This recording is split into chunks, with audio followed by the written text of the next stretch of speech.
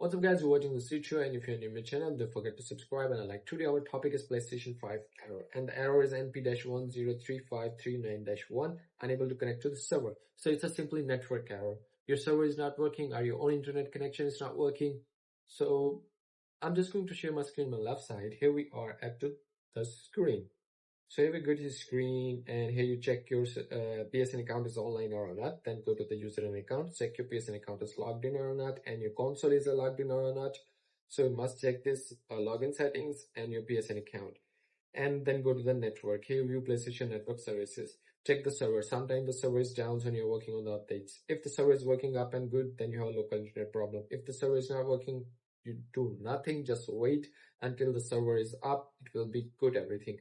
So if the server is working up and good, then you have a local internet problem. You go fix your own internet connection, frequency settings, advanced settings, DNS settings, primary, secondary, MTU settings. You just search it, which one is working good in your country. You just put it back there, set up a new connection, and then connect it.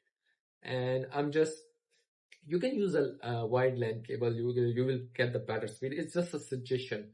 So that's how simply you can fix this kind of network error. And if you want to ask me a question, then leave a comment in the comment box, and catch you later.